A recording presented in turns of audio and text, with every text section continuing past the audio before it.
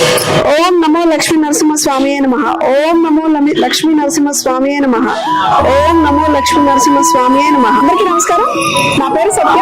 మనం ఈ రోజు రాజమహేంద్రవరంలో ఉన్న క్వారీ మీద లక్ష్మీ నరసింహ స్వామి టెంపుల్ లో ఉన్నామండి. చాలా పురాతనమైన గుడి.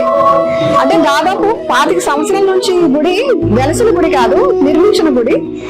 మన సింహాచలం లక్ష్మీ నరసింహ స్వామి గుడి వెలసిన గుడి, ఉద్భవించిన గుడి. అక్కడ పూజలు చేసుకునేవారు చాలా మంది జనాలు. మన రాజమండ్రిలో కూడా ఈ గుడిని చాలా విశిష్టంగా ప్రతిష్ఠించారు. అప్పటి నుంచి చాలా గొప్పగా పూజలు జరుగుతున్నాయి. ప్రతి శుక్రవారం, శనివారం చాలా విశిష్టంగా పూజలు జరుగుతుంటాయి ఇక్కడ. నమస్కారం సార్. శ్రీకరణ స్వామి గారు ఎలా ఉన్నారు? మనం యూనివర్సిటీ మీడియా నుంచి వచ్చాం సార్. ఈ స్వామివారు మహిమ ఏంటో, విశిష్టం ఏంటో ఒకసారి మీ మాటలో చెప్పండి సార్. జై శ్రీమన్నారాయణ. సుందరాయ శుభాంగాయ మంగళాయ మహౌజసే సింహశైల నివాసాయ శ్రీ నృసింహాయ మంగళం.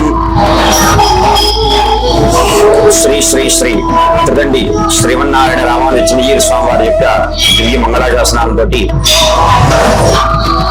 శ్రీమాన్ కాలేబు అప్పారావు గారు వారి దంపతుల యొక్క కుమారులైనటువంటి కాలేబు సూర్య సింహాచలం గారు, కాలేబు నాగేశ్వరరావు గారు, అదేవిధంగా వారి కుమార్తెలు శ్రీమతి సూర్యకుమారి గారు, శ్రీమతి శ్రీదేవి గారు, వీరు నలుగురు కూడా ఈ రాజమహేంద్రవరంలో ఉన్నటువంటి వారి మార్కెట్ ఏరియాలో ఉన్నటువంటి శ్రీ వరాహలక్ష్మీ నరసింహస్వామి వారి యొక్క ఆలయ ధర్మకర్తలు, నిర్మాణ ధర్మకర్తలు.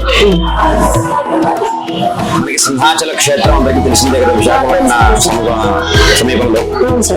అయితే ఆ విశాఖపట్నంలో ఉన్నటువంటి స్వామి స్వయంభూ.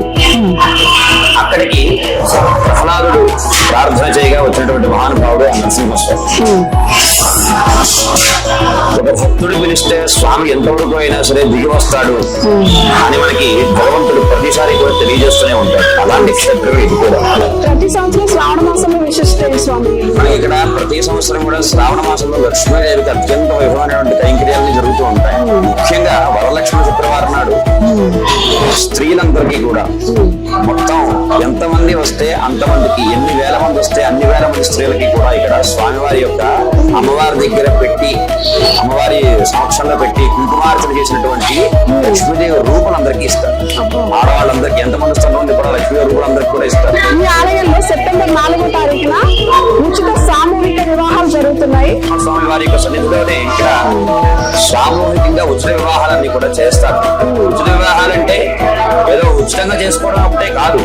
స్వామి దగ్గర నుంచే పసుపు కుంకుమల దగ్గర నుంచి బంగారు మంగళ సూత్రాలు, వెండి మట్టెలు, పరటిపళ్ళు, తమలపాకులు, ఒక్కలతో సహా ఇక్కడ ఇచ్చి, కళ్యాణ ద్రవ్యాలన్నీ కూడా ఇక్కడ ఇచ్చి, చివర వారికి పెళ్లి భోజనం కూడా పెట్టి పంపిస్తారు. వారికి ఇంకెలాంటి ఖర్చు కూడా ఉండదు. చక్కగా వారు రావడము, దంపతులుగా తిరిగి వెళ్ళడము చందనాల స్వామి యొక్క అనుగ్రహంతో. ప్రతి శనివారము కూడా మొన్న అక్షయతృతీయ నాడు ప్రారంభం చేశారు. ప్రతి శనివారము కూడా ఇక్కడ అమసమారాధన కార్యక్రమం జరుగుతుంది. మొన్న అక్షయతృతీయ నాడు నుంచి ప్రారంభం చేశారు. చక్కగా మంచి ఆదరణతోటి చక్కగా భక్తులంతా కూడా వచ్చి స్వామి దర్శనం చేసుకుని స్వామి యొక్క మహానివేదన ప్రసాదంతో ఆ యొక్క అందరికీ కూడా భోజనం పెడతారు. అది ఒక మంచి విశేషమే కదా. చక్కగా ఆరోగ్యాలతో అష్టైశ్వర్యాలతో ఉండాలని నేను మనస్ఫూర్తిగా కోరుకుంటున్నాను. Thank you.